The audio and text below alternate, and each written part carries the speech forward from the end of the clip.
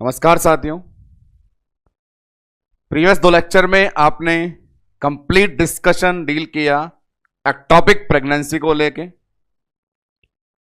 हम लेकर चल रहे हैं portion early haemorrhage in pregnancy का, जहां 3 कंडीशंस को लेकर के डिस्कशन किया जाता है। फर्स्ट वन आपने देखा अबॉर्शन, सेकंड वन डील किया हमने एक्टोपिक प्रेगनेंसी, और लास्ट वन कंडीशन होती है मोलार प्रेगनेंसी। आज के लेक्चर की शुरुआत में एक्टोपिक प्रेगनेंसी से कोरिलेट करता हुआ एक स्मॉल टॉपिक भी है, जिसे लेके अपन आज पहले बात कर लेते हैं। उसके बाद मोलार प्रेगनेंसी वाले इवेंट को अपन कंटिन्यू करेंगे। जैसा कि एक्टोपिक प्रेगनेंसी में आपने देखा, फलोपियन ट्यूब में जो अवेलेबल एम्ब्रियो था उसका टर्मिनेशन कंफर्म था, वहां फीटल सर्वाइवल का कोई चांस नहीं था। तो एक टॉपिक बनता है मोड ऑफ टर्मिनेशन, कि वो फीटस टर्मिनेट किस रूप में हुआ। मोड ऑफ टर्मिनेशन या नाम देते हैं पैथोलॉजी ऑफ ट्यूबल प्रेगनेंसी, या नाम देते हैं फ्यूचर ऑफ ट्यूबल प्रेगनेंसी, या बोलते हैं फेट ऑफ ट्यूबल प्रेगनेंसी का एक छोटा सा पोर्शन है, जिसे लेके आज का डिस्कशन स्टार्ट करेंगे। उसके बाद मोलार प्रेगनेंसी को कंटिन्यू करेंगे। तो फेट ऑफ ट्यूबल प्रेगनेंसी क्या है, आइए उसे देखें सामने बोर्ड पे। यहां देखें, फेट का जैसा मैंने मीनिंग आपको क्लियर किया, फेट का मीनिंग होता है अपने पास में फ्यूचर, और फ्यूचर का मतलब है टर्मिनेशन। टर्मिनेट कैसे हुआ, 3 नाम वहां पे आते हैं, ट्यूबल मोल, ट्यूबल अबॉर्शन, ट्यूबल रप्चर। 3 नाम बोर्ड पे अवेलेबल है, ट्यूबल मोल, ट्यूबल अबॉर्शन और ट्यूबल रप्चर। इन तीनों के बारे में आपको इंफॉर्मेशन दी जाएगी। तीनों वर्ड का मीनिंग क्या है उसे बड़ा कंसंट्रेशन से ध्यान से सुनेंगे। मोल का मतलब होता है ग्रुप ऑफ सेल। जैसा कि हम सभी जने जानते हैं, शुरुआत की एम्ब्रियोलॉजी में जो एम्ब्रियो होता है वो एक सेल्यूलर स्ट्रक्चर होती है। उसी सेल्यूलर स्ट्रक्चर में ही फीटस या प्रेगनेंसी टर्मिनेट हो जाए, उससे आगे बढ़े नहीं, आकार बड़ा करे नहीं, ऑर्गन डेवलप करे नहीं, इनिशियल सेलुलर स्टेज में टर्मिनेट होना मोलार कहलाता है। अब यह मोलार या तो शुरुआत की कोशिकाओं के रूप में ही एब्जॉर्ब कर लिया जाता है, अवशोषित कर लिया जाता है, या फिर कुछ लंबे समय तक उसी छोटे आकार में फलोपियन ट्यूब में पड़ा रहता है, मोल। अगला नाम आएगा अबॉर्शन। अबॉर्शन इंडिकेट करेगा कि उसने आकार अपना बड़ा किया। एक फीटस ने फलोपियन ट्यूब में ही अपना आकार बड़ा किया। पहला सवाल बनता है कि फलोपियन ट्यूब के 4 हिस्सों में से वो कौन सी जगह है जहां वो अपना आकार बड़ा कर सकता है। तो सबसे वाइड पोर्शन एम्पुला होता है, इसीलिए सामने बोर्ड पे लिखा भी है अबॉर्शन की मेन साइट एम्पुला है। एम्पुला इसीलिए है क्योंकि एम्पुला वाइडेस्ट है, उसी में जगह है। अबॉर्शन में मैं कह रहा हूं बच्चे की मौत हुई, ग्रोथ करने के बाद ग्रोथ करेगा वहीं जहां मिलेगी जगह। उस कंडीशन में वो फीटस फलोपियन ट्यूब में लैटरल साइड में फिम्ब्रिया के द्वारा रिलीज किया जाता है। वो रिलीज करके पेल्विक कैविटी में ड्रॉप कर दिया जाता है, और कभी कभार वो पेल्विक कैविटी की जगह एब्डोमिनल कैविटी में भी चला जाता है, जिससे सेकेंडरी एब्डोमिनल प्रेगनेंसी भी होती है। ऐसा होता है अबॉर्शन के साथ। तीसरा नाम रप्चर। रप्चर फटना उस जगह कॉमन होगा जो फलोपियन ट्यूब का सबसे नैरोएस्ट स्पेस होगा, पतला स्पेस होगा। वहां अपन देखते हैं कि इंटरस्टिशियल पार्ट तो कैविटी में घुसा हुआ रहता है। ज्यादा रप्चर कॉमन देखा जाता है इस्थमस वाले पोर्शन में, कनेक्टिंग पोर्शन में, क्योंकि एक फर्टिलाइज एम्ब्रियो एम्पुला में है, या तो वो आगे मीडियल स्थमस की तरफ बढ़ेगा, या तो वो पीछे इनफिंडिबुलम लैटरल की तरफ बढ़ेगा। जब एम्पुला से स्थमस की तरफ बढ़ता है 6 से 7 मिलीमीटर वाले एरिया से 2.5 मिलीमीटर वाले एरिया में जाता है, नैरो में जाता है, तो उससे आगे और बढ़ ही नहीं पाएगा, इंटरस्टिशियल तक जाए वो, वहीं उसका टर्मिनेशन हो जाता है। अब जो रप्चर है लोअर बॉर्डर पे और अपर बॉर्डर पे यदि होता है तो रिजल्ट अलग होते हैं। अपर बॉर्डर पे रप्चर होता है तो पेरिटोनियम ऊपर ब्लीडिंग चली जाती है, लोअर बॉर्डर में होता है तो वहां पे नीचे ओवरियन लिगामेंट में ब्लीडिंग चली जाती है। 3 प्रकार से टर्मिनेशन होते हैं, नाम बताए गए बोर्ड पे। मोल, अबॉर्शन, रप्चर।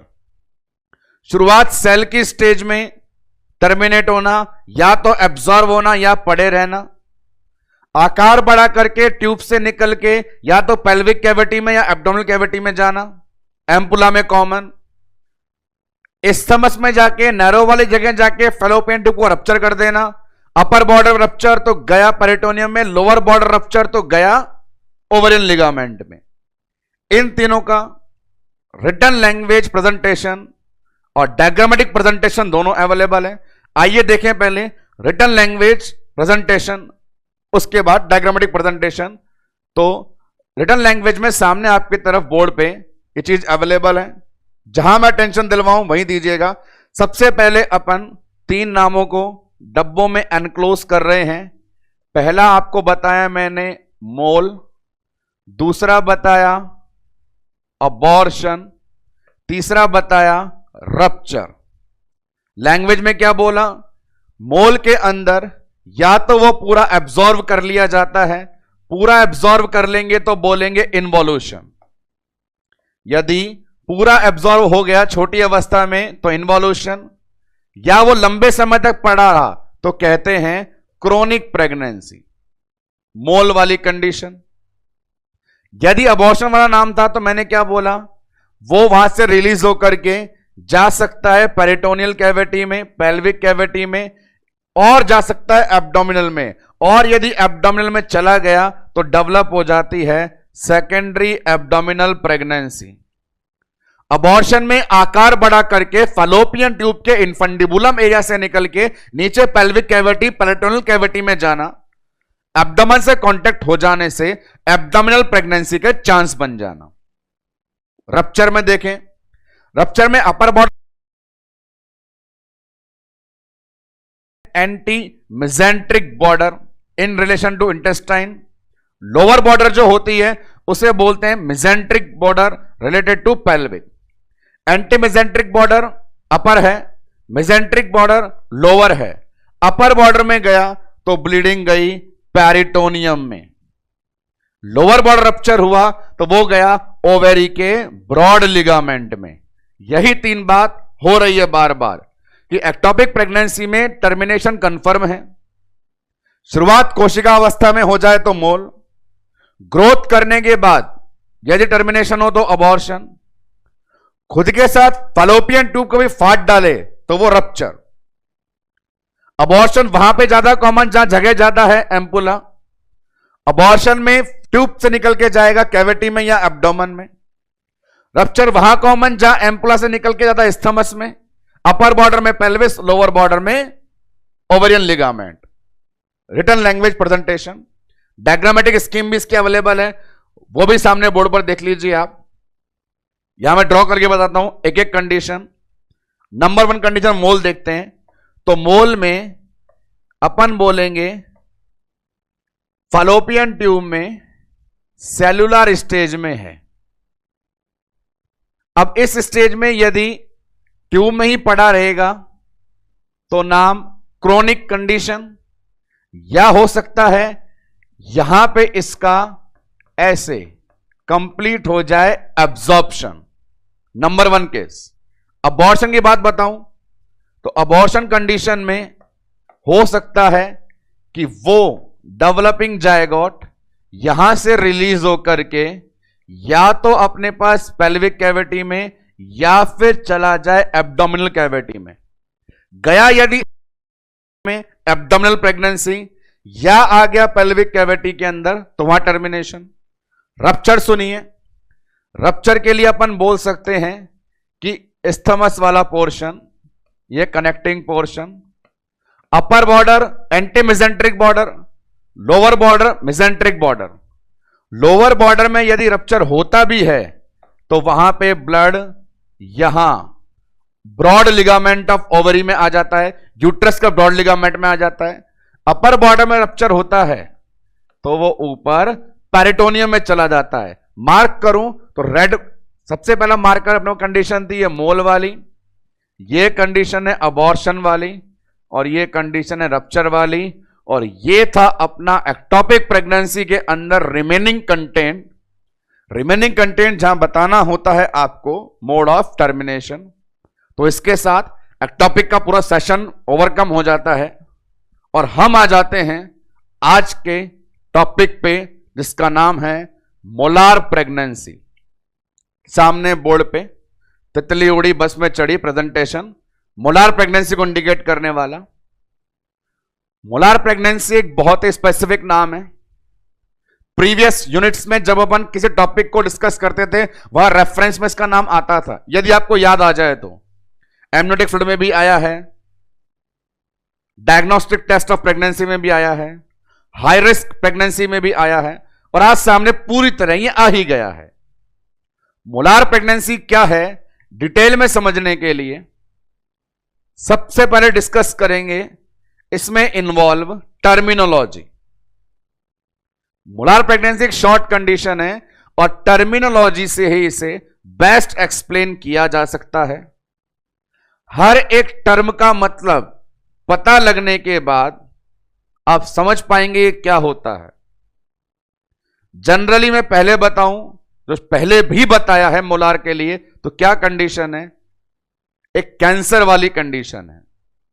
कैंसर वाली कंडीशन जहां नाम कैंसर का आता है अपने अंदर दो कैरेक्टर लेके आता है, एक्सेसिव और एबनॉर्मल ग्रोथ। पहली चीज एक्सेसिव, नंबर बढ़ेंगे, एबनॉर्मल स्ट्रक्चर भी चेंज होगी। यह कैंसर का कैरेक्टर होता है। देखा जाए मुद्दे की बात, कैंसर किसका हुआ, तो कैंसर स्ट्रक्चर का हुआ। नाम था प्लेसेंटा। जैसा कि पता हो प्लेसेंटा की स्ट्रक्चरल और फंक्शनल यूनिट किसे कहते हैं, जवाब जाता है विलाई। तो परिवर्तन देखने को मिलेंगे विलाई के अंदर। विलाई के बारे में बेसिक इंफॉर्मेशन, नंबर होते हैं 60, शेप होती है फिंगर लाइक। करो इसमें कैंसर वाला चेंज, करोगे तो क्या मिलेगा, नंबर 60 से ज्यादा, और स्ट्रक्चर जो फिंगर जैसी होती है कन्वर्ट होके कैविटी लाइक ऐसी बन जाती है। और कैंसर के अंदर इतनी ग्रोथ होती है, इतनी ज्यादा ग्रोथ होती है कि यूटेराइन कैविटी में जो placenta, umbilical cord, foetus, amniotic cavity, yolk सब दिखना चाहिए था, अकेला दिखता है प्लासेंटा और कोई नहीं।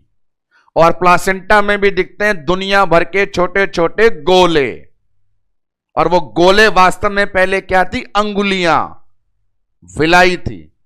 तो ऐसा इस बीमारी में होता है।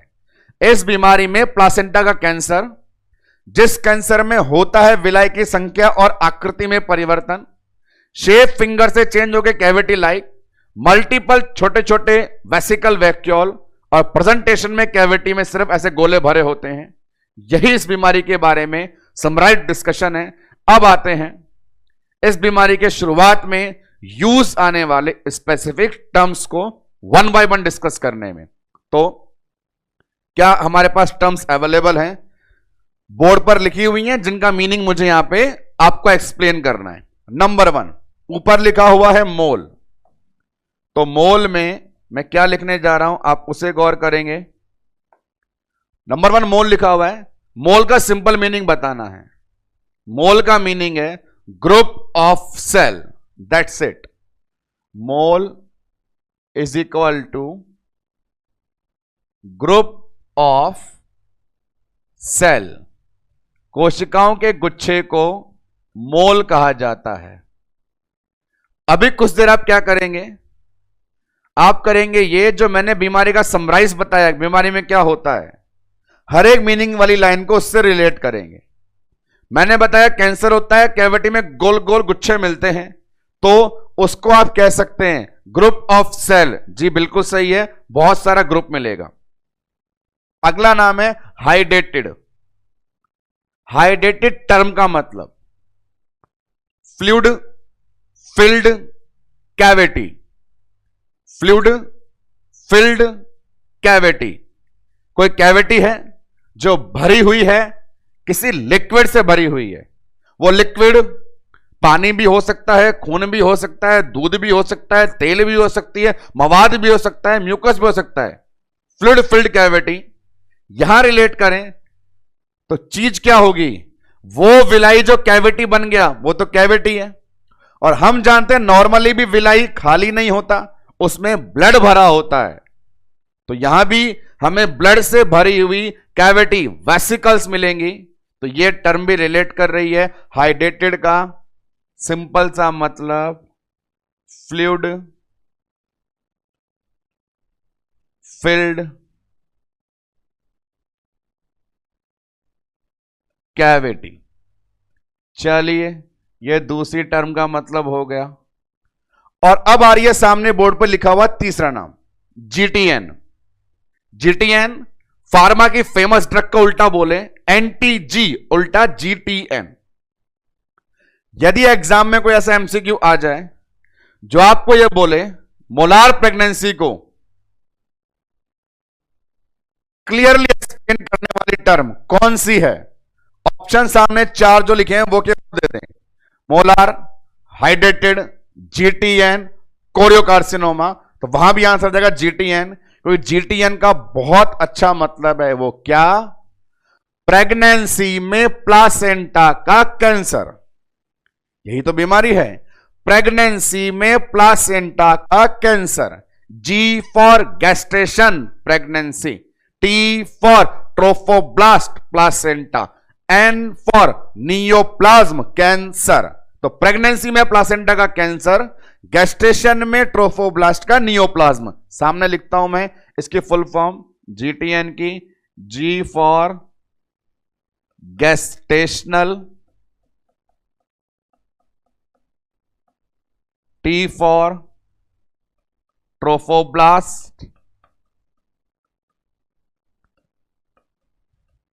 N for neoplasm. प्रेगनेंसी में प्लासेंटा का कैंसर, गैस्ट्रेशनल ट्रोफोब्लास्टिक नियोप्लाज्म। तो यहां पर सबसे पहली चीज, यदि पूछे एग्जामिनर इन तीनों में से आपका क्या है बेहतरीन आंसर, तो आंसर देके जाएंगे जीटीएन को। तो ये तीनों शब्द कहीं ना कहीं हमें वहां पहुंचा रहे हैं जो बीमारी का वास्तविक अर्थ निकल करके आता है कि मोलार प्रेगनेंसी में कैविटी में वेसिकल के गुच्छे के अलावा कुछ भी नहीं दिख पाता है। अब मोलार प्रेगनेंसी से बनने वाला पहला एमसीक्यू, फर्स्ट एमसीक्यू यह है कि मोलार प्रेगनेंसी में जो लक्षण दिखाई दे रहे हैं, मैं उन्हें बता रहा हूं कि वो कैंसर को ही इंडिकेट करते हैं। तो सवाल बनता है मोलार प्रेगनेंसी का भविष्य क्या है, मोलार प्रेगनेंसी का भविष्य क्या है। तो लक्षण दिख रहे हैं तो लगा लो अंदाजा भविष्य क्या होगा। लक्षण जो दिख रहे हैं उसके आधार पर भविष्य का नाम है कोरियोकार्सिनोमा। और यह है आपका धमाकेदार एमसीक्यू कि मोलार प्रेगनेंसी का फ्यूचर क्या है, फ्यूचर कॉम्प्लिकेशन क्या है। तो आपको जवाब देके जाना है कोरियोकार्सिनोमा। कोरियो मतलब Korean placenta, carcinoma cancer, choriocarcinoma. तो यहां पे बोल सकते हैं it develop character of cancer. और कैंसर के कैरेक्टर मैंने बताया क्या क्या होते हैं, ग्रोथ होती है एबनॉर्मल, एबनॉर्मल में बिगड़ेगी शेप और नंबर हो जाते हैं ज्यादा। तो क्या लिख दिया, एक्सेसिव। एक्सेसिव के लिए बोल सकते हैं क्या कंडीशन, कि अपने पास जो विलाई था, विलाई के नंबर हो जाएंगे मोर देन 60 और जो उसकी शेप थी फिंगर जैसी वो चेंज होकर बन जाएगी कैविटी जैसी। तो ये अपने पास मोलार प्रेगनेंसी का टर्मिनोलॉजी वाइज प्रेजेंटेशन सामने बोर्ड पर अवेलेबल है कि मोलार प्रेगनेंसी को एग्जिबिट करने के लिए कुछ टर्म्स होती हैं। मोल का मतलब simple group of cell, hydrated का मतलब है कि वो सेल नहीं कैविटी है जिनमें भरा हुआ है लिक्विड, लिक्विड में भरा हुआ है ब्लड। बीमारी का नाम है प्रेगनेंसी में प्लासेंटा का कैंसर, GTN। और यहां से पहला एमसीक्यू कि भविष्य क्या है इस बीमारी का, भविष्य है कैंसर, कैंसर का नाम कोरियोकार्सिनोमा। कैंसर जिसमें होते हैं 2 कैरेक्टर, एबनॉर्मल, एक्सेसिव। नंबर बात कर रहे हैं विलाई की संख्या 60 से ज्यादा। शेप बात कर रहे हैं फिंगर से चेंज होकर कैविटी। और कुल मिलाकर के दिखती कैसी है लाली, देखो सामने बोर्ड पे। तो ये अपने पास मोलार प्रेगनेंसी का एक प्रेजेंटेशन।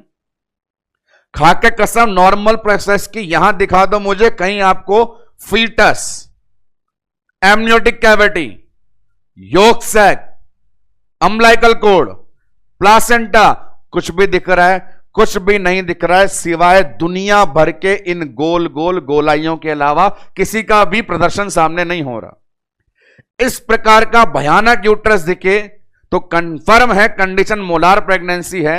और इस चीज को 2 नाम देते हैं, लग रहा है हमें अंगूर का गुच्छा। अंगूर का गुच्छा लग रहा है तो नाम देते हैं इसको बंच ऑफ ग्रेप्स। बंच का मतलब गुच्छा हो गया और अंगूर का मतलब ग्रेप्स का मतलब अंगूर हो गया, बंच ऑफ ग्रेप्स। और इसी कारण इसकी अपीयरेंस और भी बताई जाती है, अपीयरेंस मधुमक्खी के छत्ते की तरह। मधुमक्खी के छत्ते में भी छोटे छोटे पूरा से करके कर्व शेप बन जाती है, तो ये अपीयरेंस उसे भी बता रही है। तो देखो टर्मिनोलॉजी में नाम थम ही नहीं रहे हैं। टोटल काउंट करने बैठोगे तो 5 से 6 नाम यहां पे आ चुके हैं। Honey comb appearance. तो कॉम्पिटेटिव पॉइंट ऑफ व्यू से बात करें तो मोलार प्रेगनेंसी जैसे में से फर्स्ट एमसीक्यू जो अराइज होता है टर्मिनोलॉजी में से ही होता है। या तो वो अराइज हो सकता है कि सबसे सिंपल नाम बताओ तो GTN है, या अराइज हो सकता है कि भविष्य बताओ तो आंसर कोरियोकार्सिनोमा है, या हो सकता है अपीयरेंस बताओ तो कंडीशन बंच ऑफ ग्रेप्स या हनी कॉम्ब है। That's it.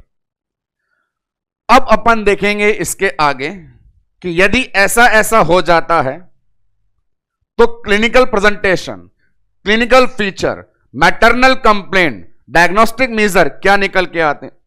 वहीं से आपके 2-3 एमसीक्यू आएंगे। पहले बात करते हैं सॉलिड क्लिनिकल फीचर्स का, वो कौन कौन से हैं। तो क्लिनिकल फीचर पे गौर करना शुरू करें। सामने हेडिंग बोर्ड पे अवेलेबल है क्लिनिकल फीचर 1 by 1। तो नंबर 1 साइज ऑफ यूट्रस को लेकर सवाल बनता है। साइज ऑफ यूट्रस, यूट्रस के अंदर बच्चा तो नहीं पल रहा, अब कैंसर की गांठें बन गई है और बहुत सारी बन गई है। तो उससे माइंड में 2 बातें आती है कि बहुत सारी बनी तो आकार बड़ा हो जाता होगा। तो वहां पे कभी नहीं है घबराना, सामने दिया गया मूल मंत्र ध्यान से सुन के है जाना। और वो क्या है, वो ये कि आपने बोला बंच ऑफ ग्रेप्स, अंगूर का गुच्छा, खाए हो कभी? तो वो गुच्छा हाथ में पकड़िए। गुच्छा हाथ में पकड़ेंगे, सारे अंगूर लटके मिलेंगे और फिर उसको ऐसे शेक करें, ऐसे झाड़ेंगे तो हो सकता है उस डाली में से कमजोर वाले अंगूर ग्रेप्स सारे गिर जाएंगे। किसी पहलवान ने झाड़ दिया तो लास्ट में झाड़ी बच जाएगा और सारे अंगूर गिर जाएंगे। तो यही वाली बात है, यदि ये कैविटी, ये वेसिकल टूट टूट के अलग हो रही है, बाहर निकल रही है, तो आकार कम, नहीं टूट रही है वहीं चिपकी है तो आकार बड़ा। तो आकार कम होगा या आकार बड़ा होगा डिपेंड करता है टूटा या नहीं टूटा। लाइन सामने बोर्ड पे लिखता हूं, क्लिनिकल फीचर मेरे पास से सबसे पहले फीचर को मैंने बोल दिया साइज ऑफ यूट्रस, और साइज ऑफ यूट्रस के कितने निकालूंगा रिजल्ट निकालूंगा 2। एक बोलूंगा आकार बड़ा है, एक बोलूंगा आकार कम है। बड़ा कब बोलूंगा? जब नहीं टूटा। नहीं टूटा का मतलब है नॉट सेपरेट। और यदि यहां पे मैं लिख दिया आकार कम है, तो आकार कम कब मिलेगा? जब हो जाता है सेपरेट। तो ये अपने पास क्लिनिकल फीचर नंबर 1। आपसे पूछे मोलार प्रेगनेंसी में यूट्रस का साइज कम होता है ज्यादा, तो बता के आना मेरे लाला, it will depend upon the vesicle nature. Next one बड़ा इंपॉर्टेंट, अर्ली हेमरेज की कंडीशन है, खून का बहना प्राथमिक धर्म है। खून तो अबॉर्शन में भी बहा था और एक्टोपिक में भी भरा था, लेकिन ये वाली ब्लीडिंग बड़ी जबरदस्त होती है। वो देखें कैसे। ब्लीडिंग में क्या आएगा? वो वेसिकल जो टूट के बाहर आ रहे हैं, वेसिकल वास्तव में क्या है? विलाई है। उनमें क्या भरा पड़ा है? ब्लड भरा पड़ा है। वेसिकल बाहर आएगा, ब्रेक होगा, क्या निकलेगा? ब्लड निकलेगा। पर इसमें इंटरेस्टिंग चीज, ये जो विलाई होते हैं अटैच किससे होते थे? डेसिडुआ से। विलाई अटैच किससे होता है? डेसिडुआ से। उससे क्या लेता है? ब्लड। पर ये वाली बीमारी में जहां प्लासेंटा बावड़ा हो गया है, दुनिया भर का ब्लड ब्लड ब्लड ब्लड मांगे जा रहा है यूट्रस से। तो यूट्रस की मायोमेट्रियम बोलती है आपको कैंसर है, मेरे पास देने के लिए इतना नहीं है। पर उसको तो पागलपंती है, मुझको लेना है, तो ब्लड नहीं तो कुछ और सही, तो ब्लड तो भर ही गया। और जब पेट नहीं भरा तो उसने एंडोमेट्रियम से म्यूकस भी ले लिया। ब्लड तो भरा हुआ ही है, पर कैंसर वाले कैरेक्टर के कारण एंडोमेट्रियम से म्यूकस भी ले लिया। म्यूकस का कलर लगभग व्हाइट होता है। तो यहां मेरी इस 5 मिनट की बकवास का सार आप लोग निकाल के बताएं, खून में म्यूकस मिला या म्यूकस में खून मिला? ब्लड में म्यूकस मिला, म्यूकस में ब्लड मिला? लाल में सफेद मिला कि सफेद में लाल मिला? तो बड़ा सिंपल आंसर है, नेचुरली वो होता है रेड और उसमें भर जाता है व्हाइट। और इस लाइन के ले लिए मजे सामने क्लिनिकल फीचर ने, वो क्या था? White current in red current. White current in red current, जहां करंट का मतलब बिजली का झटका नहीं, फ्लेवर है। पहले वो फ्लेवर लाल रंग का था और आजकल म्यूकस मिलने से वो सफेद हो गया है। सामने लिखता हूं लैंग्वेज। अगला क्लिनिकल फीचर बहुत ही अच्छा है, होने वाली ब्लीडिंग का नेचर व्हाइट करंट मिल गया, मतलब म्यूकस किसके अंदर? जहां पहले ब्लड भरा होता था। तो white current in red current is the main feature of molar pregnancy, so be prepare for upcoming MCQ कि ऐसी क्वालिटी वाला हमारे पास कौन सी ब्लीडिंग होती है बताना चाहें तो ये जो व्हाइट करंट है ये किसको बताता है? म्यूकस को। और जो रेड करंट है वो किसे बताता है? ब्लड को। तो ये अपने पास सेकंड कैरेक्टर। अगला कैरेक्टर, नेक्स्ट कैरेक्टर में शामिल है वो चीजें, एक बहुत interesting line, hypertension. Pregnant mother में वैसे तो हाइपरटेंशन जैसी डिजीज कंडीशन नॉर्मली डेवलप नहीं होती हैं, लेकिन जब बीमारियों की बात अपन कर ही रहे हैं तो 2 बड़ी बीमारियां प्री एक्लैम्सिया और एक्लैम्सिया होती हैं। वो प्री एक्लैम्सिया और एक्लैम्सिया जो होती हैं वो लगभग 20 वीक के बाद होती हैं। उनका इटियोपैथोजेनेसिस मैं आपको पढ़ाऊंगा जो रिलेट करता है cell injury, cell damage, free radical से। मोलार प्रेगनेंसी जो अर्ली हेमरेज में आती है, मतलब वहां पे पैथोलॉजी हुई है 20-22 वीक से पहले, और मोलार में जबरदस्त कैंसर है और डैमेज पे डैमेज है। तो यहां पे डैमेज से यहां फ्री रेडिकल निकलने से हाइपरटेंशन 20 वीक से पहले डेवलप हो जाती है। नॉर्मल फीमेल को पहले दिन से लेकर के लास्ट दिन तक हाइपरटेंशन नहीं होती है। प्री एक्लैम्सिया और एक्लैम्सिया जैसी हाइपरटेंशन वाली बीमारियां नॉर्मली 20 वीक के बाद होती हैं, और 20 वीक से पहले यदि कभी हाइपरटेंशन होती है तो वो सिर्फ और सिर्फ कहां होती है? मोलार प्रेगनेंसी के अंदर। तो ये बहुत सॉलिड है। मैं कहता हूं मोलार प्रेगनेंसी में आंख बंद करके एग्जामिनर जब सवाल उठाना चाहेगा तो पहला सवाल इसी लाइन पे उठाएगा। सामने जो बोर्ड पर लिख रहा हूं वो लाइन क्या है?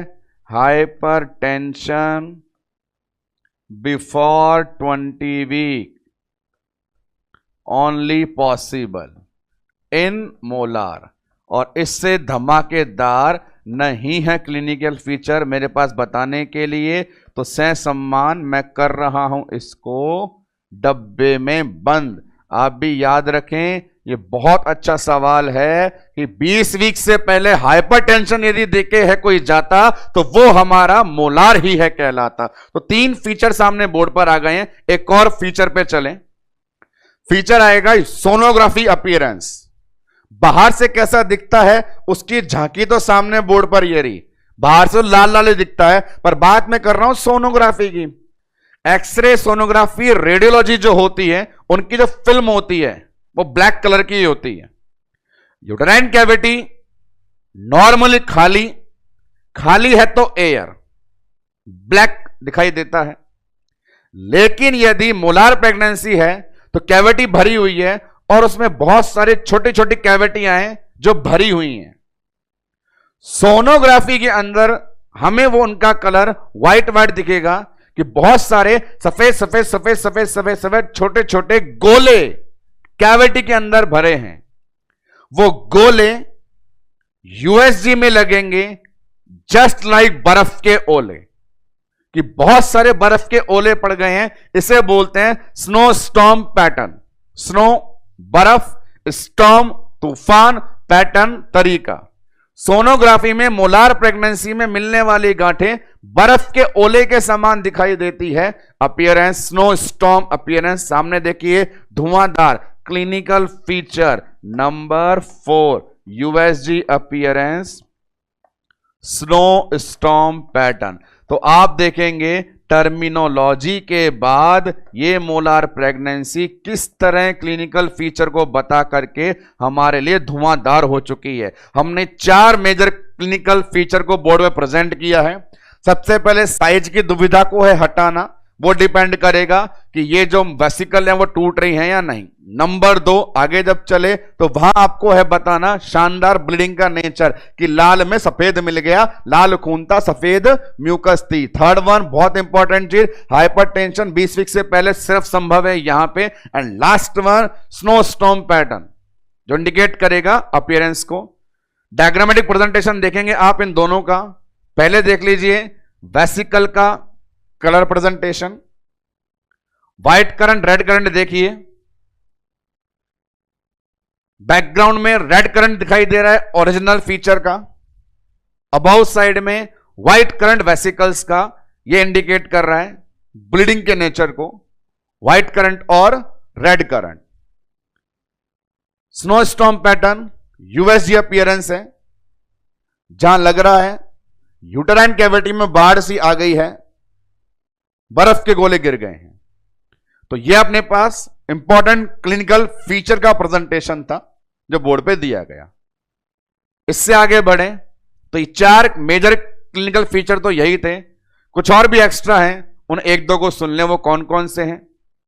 उनमें शामिल होगा नंबर 1, इंटरेस्टिंग चीज है, कैविटी में कहीं भी बच्चा आपको नहीं दिखा, मतलब फीटस डेड, तो फीटल हार्ट साउंड नहीं आएंगे, FHS एब्सेंट।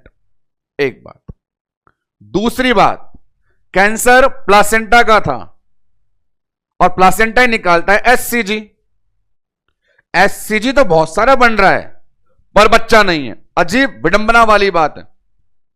यूरिन टेस्ट करें या सीरम बीटा SCG करें तो SCG बहुत मिलेगा जिससे लगेगा प्रेगनेंसी है, पर FHS सुनेंगे तो कंफर्म होगा कोई FHS नहीं है, मतलब प्रेगनेंसी टर्मिनेट है। ऐसे 2 कंबाइंड। अब SCG ज्यादा है तो उसकी अलग नौटंकी। नॉर्मल SCG से नोजिया वॉमिटिंग, भयंकर HCG से भयंकर वॉमिटिंग, और भयंकर वॉमिटिंग को बोलते हैं हाइपर एमेसिस ग्रेविडेरम, और हार्मोनल इंबैलेंस होने से हाइपरथायराइडिज्म के भी चांस हैं। तो अदर फीचर में शामिल करते हैं इन चारों को, लिखता हूं मैं बोर्ड पे। 4 नाम जो मैंने आपको बोले वो कौन कौन से थे, 1 बाय 1 आप देखेंगे। बच्चे की धड़कन नहीं है तो FHS एब्सेंट बोल दिया। आपने UPT करके देखा या बीटा SCG करके देखा तो उसको आपने पॉजिटिव कह दिया। हमने देखा बहुत सारी उल्टी हो रही है, तो नाम हाइपर एमेसिस दे दिया। मेटाबॉलिज्म बिगड़ गया तो कंडीशन हाइपरथायराइडिज्म। तो ये भी फीचर मोलार प्रेगनेंसी के हैं, पर इनकी टक्कर उन 4 हीरो धुआंधार से नहीं थी जो पहले पढ़ाए, इसलिए इनको हमने अरेंज किया है हमारी कैटेगरी अदर में। एक बार अब मोलार प्रेगनेंसी में डिस्कस करते हैं एक ऐसा पोर्शन जहां से एमसीक्यू तो अराइज नहीं होता, पर as a general information content में उसे शामिल किया जाता है। सुन लीजिए, हेडिंग रहेगी इंसिडेंस करके, कि इंसिडेंस का मतलब यह है कि ये जो कंडीशन है कौन सी फीमेल्स में, किस सोसाइटी में, किस एज ग्रुप में, किन कारणों से हो सकती है। एक इंसिडेंस है, रिसर्च के बेस पे पॉइंट बाय पॉइंट उन्हें सुनते रहें। नंबर 1, कंट्री की बात करें, मोलार प्रेगनेंसी के केस मैक्सिमम देखे गए हैं फिलीपींस के अंदर। फिलीपींस कंट्री में इसके नंबर मैक्सिमम देखे गए हैं। इंडिया बात करें तो रेशो आता है 400:1, 400 में से 1। कंट्री वाइज इंसिडेंस मेंशन करते हैं। कंट्री वाइज इंसिडेंस जो मैंने बताया कि हाईएस्ट आपको कहां लेकर के गए, कंट्री बोली, पर्सन्स बोले फिलीपींस। इंडिया में आपने देखा जो रेशो बताया गया इसका 1:400, ये 2 कंडीशन। अब अगली चीज सुने, बड़ी इंटरेस्टिंग है। क्या बता रही है वो? इंसिडेंस में ये सब कुछ डेवलपमेंट या सब कुछ बीमारी जो प्लासेंटा में हुई है, प्लासेंटा प्रेगनेंसी का प्रोडक्ट था और प्रेगनेंसी की शुरुआत करता है जायगोट जो बनता है मेल फीमेल दोनों से। ये एक प्रकार की एबनॉर्मलिटी है, जन्मजात है। जन्मजात बीमारियां, एबनॉर्मलिटियां क्रोमोसोमल डिफेक्ट माना जाती है। क्रोमोसोम मां बाप ने ही दिए हैं। तो यहां सवाल बनता है कि क्या कोई ऐसी रिसर्च है जो ये बता सके इस बीमारी में रोल मदर का था या फादर का? तो रिसर्च का रिजल्ट है अपने पास। ये रिसर्च में देखा गया बीमारी करने वाला डिफेक्टेड जीन फादर से आता है, गंदे पापा फादर से आता है। और क्योंकि फादर मेल है तो ऐसा इनहेरिटेंस कहलाता है एंड्रोजेनेसिस। इंसिडेंस में मेंशन करेंगे इस बीमारी का जो इंसिडेंस है वो एंड्रोजेनेसिस है। एंड्रोजेनेसिस अपने बारे में बोलेगा डिफेक्टेड जीन कहां से आया? डिफेक्टेड जीन पापा से आया। मम्मी एकदम टकाटक थी। नेक्स्ट वन, और इंसिडेंस में क्या इंफॉर्मेशन है तो वो देखें। इंसिडेंस में और भी हमारे पास इंफॉर्मेशन यहां पे हो सकती है। कंट्री वाइज देखिए आपने, एंडोजेनेसिस देखा। नेक्स्ट वन आगे बढ़े तो अपन, तो यहां पे पर्टिकुलर एक न्यूट्रिएंट की डेफिशिएंसी बताई गई है। एक्चुअली क्या ये कैंसर है? कैंसर स्टार्ट किससे होता है? सेल से। सेल जब इरिटेट होती है तो कैंसर के कैरेक्टर डेवलप करती है। तो कैंसर करने वाले कार्सिनोजेंस को कह सकते हैं एक प्रकार का इरिटेंट्स। सेल इरिटेट क्यों होती है? सेल होती है इरिटेट जब उसमें कोई कमी आती है, न्यूट्रिशनल डेफिशिएंसी। ऐसे में एक रिसर्च हुई है और माना गया है कैरोटीन जो प्रोटीन है उसकी डेफिशिएंसी एक सेल इरिटेंट के तौर पे एस्टैब्लिश होकर के मोलार प्रेगनेंसी जैसे दिन दिखा देती है। तो यहां पे इसके इंसिडेंस में रोल माना गया है कैरोटीन का, तो वो मेंशन कर देते हैं इसके इंसिडेंस को लेते हुए deficiency of carotene. Carotene is a protein जिसकी डेफिशिएंसी सेल को इरिटेट करके मोलार प्रेगनेंसी जैसी कंडीशन करने में अपना रोल प्ले कर रही है। तो ये अपने पास कुछ इंपॉर्टेंट लैंडमार्क हैं जो एक्सप्लेन कर रहे हैं इंसिडेंस ऑफ मोलार प्रेगनेंसी को, कि कंट्री वाइज बात करें, जीन वाइज बात करें और किसी पर्टिकुलर न्यूट्रिएंट वाइज बात करें तो इस प्रकार का सीन देखने को मिलता है। लास्ट वन एंड करते हैं डिजीज कंडीशन को, तो वहां पे अपने पास आता है इंटरवेंशन। इंटरवेंशन बड़े सरल चीज है कि आपको पता होना चाहिए। ऐसी कंडीशन है ना बच्चा के अंदर कैंसर है तो तुरंत प्रभाव से कैविटी को खाली करना है। अर्ली हेमरेज की गाइडलाइंस अभी तक भी खत्म नहीं हुई है। उन सभी गाइडलाइंस जिसमें ये लिखा होता था कि डेफिनेटिव इंटरवेंशन का नाम है कैविटी को खाली करना मेडिकल सर्जिकल मेथड से। उससे पहले क्या करेंगे, कैविटी खाली करने से पहले यह जरूरी है कि जो अनाप शनाप सेल बढ़ती जा रही है उसे रोकें। Immediate stop the growth. जैसा टॉपिक में भी आपने देखा था, बच्चे का अगर बढ़ता तो ट्यूब फट जाती, तो इमीडिएट स्टॉप करने के लिए ड्रग ऑफ चॉइस हमेशा क्या होती है, मीथोट्रेक्सेट। तो यहां भी मेंशन करेंगे इंटरवेंशन में ड्रग ऑफ चॉइस, नाम लिखेंगे मीथोट्रेक्सेट। देने का पर्पस पूछें तो आंसर देंगे इमीडिएट स्टॉप द ग्रोथ। बात करें सर्जिकल इंटरवेंशन की तो आपने अबॉर्शन के मेथड में भी पढ़ा है कि यदि आपका जो गेस्टेशन है फर्स्ट ट्राइमेस्टर या 8 वीक का है तो वहां पे अप्लाई करते हैं वैक्यूम और सक्शन, और यदि उससे बड़ा है तो अप्लाई कर देते हैं डीएनसी। तो बिल्कुल वैसा यहां पे लिख देते हैं। सर्जिकल इंटरवेंशन की मदद लेना चाहें तो आपके पास ऑप्शन अवेलेबल हैं, या तो आप कर सकते हैं एमवीए और सक्शन, नहीं तो आपको परफॉर्म करना है dilation and evacuation. Interventions are limited and to the points.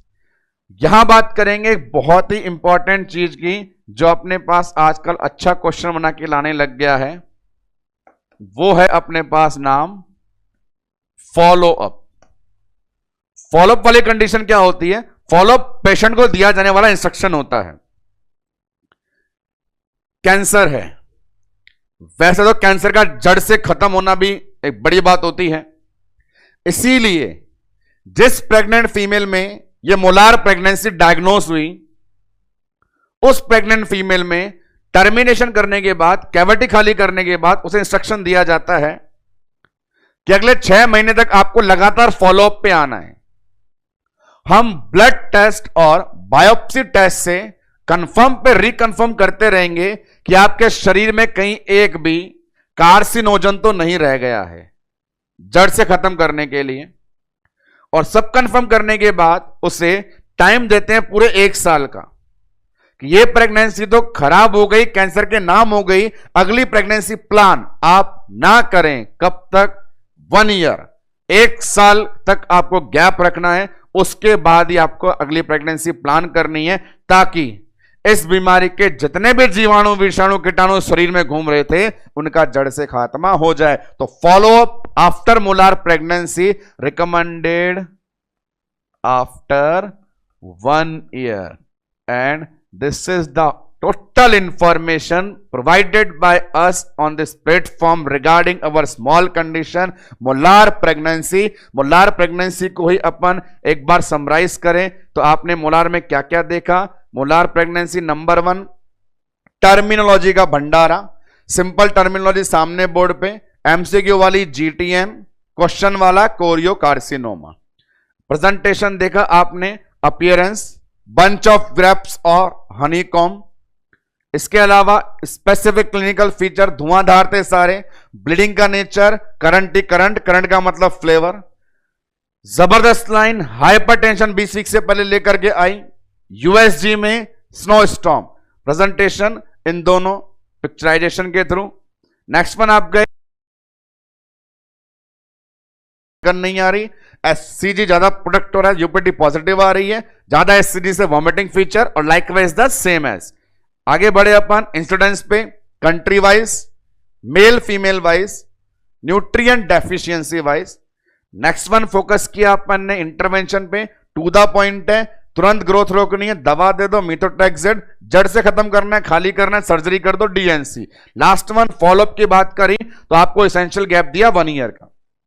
आज के लेक्चर को शुरुआत किया गया था एक्टोपिक के रिमेनिंग से, जहां आपको बताया मैंने पूरा फेट 3 टाइप से, मोल अबॉर्शन रप्चर, उन तीनों का प्रेजेंटेशन अपन ने डॉक्यूमेंट किया लैंग्वेज वाइज और प्रेजेंट किया आपको इस diagram wise. So this is the all information regarding today lecture. ना केवल आज का लेक्चर, इसके साथ अपन कंप्लीट करते हैं अपना portion early haemorrhage of pregnancy.